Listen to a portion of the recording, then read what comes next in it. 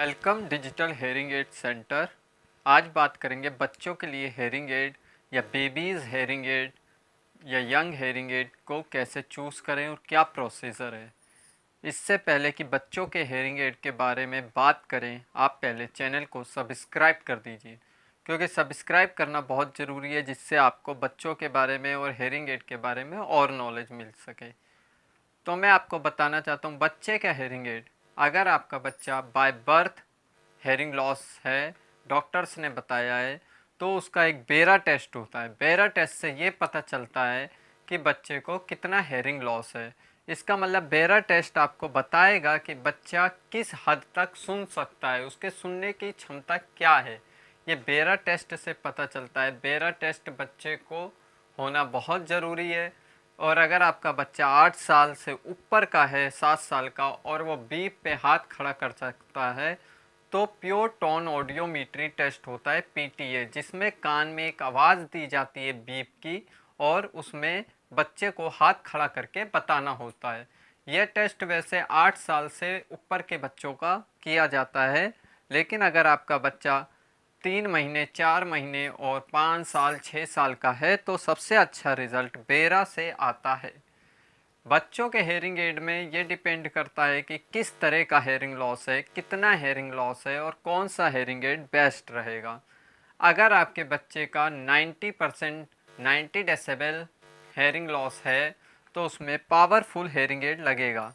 In case में ऐसा भी होता है कि किसी पेरेंट्स का बजट नहीं है और वो महंगे हेयरिंग एड नहीं लगा सकते, तो इसका मतलब ये नहीं है कि उनको 10,000 से नीचे के हेयरिंग एड नहीं लग सकते।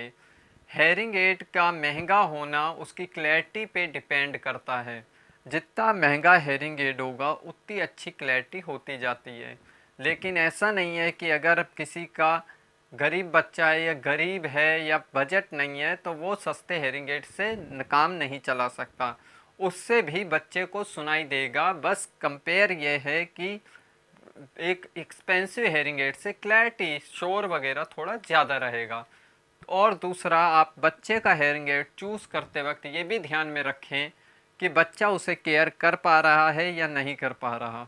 पता चला आपने 70,000 का या 50,000 का, 30,000 का हेयरिंग एड ले लिया और बच्चा कहीं स्कूल गया, खेलने गया, ग्राउंड में गया, तो उसको उतार के फेंक दिया। तो हेयरिंग एड, बच्चे का हेयरिंग एड हमेशा उस तरह से चूज़ कीजिए जो ज़्यादा ना महंगा हो ना ज़्यादा सस्ता हो। इस तरह का हेयरिंग एड बेटर रहता है। अगर आपका बच्चा 8 से 10 साल से ऊपर का हो गया है, तो उसे आप बेटर से बेटर हेयरिंग एड लगा सकते हैं। बच्चों के हेयरिंग एड में बेटर होता है कि आप किसी अच्छे प्रोफेशनिस्ट से लगवाएं हेयरिंग एड। बच्चे का हेयरिंग एड नॉर्मली साउंड 8,000 से डिजिटल हेयरिंग एड स्टार्ट हो जाते हैं। आप उस हेयरिंग एड को लगा सकते हैं। कोशिश करिए बच्चे को हमेशा डिजिटल हेयरिंग एड ही लगाइए, क्योंकि बच्चे को क्लैरिटी सुनना बहुत ज़रूरी है। अगर आपका बच्चा नहीं बोल पा रहा, तो वो भी हेयरिंग लॉस का ही एक कारण है, क्योंकि जब वो शब्दों को सुन ही नहीं रहा तो बोलेगा कैसे। पहले सुनना ज़रूरी है, तब बोलना जरूर होता है।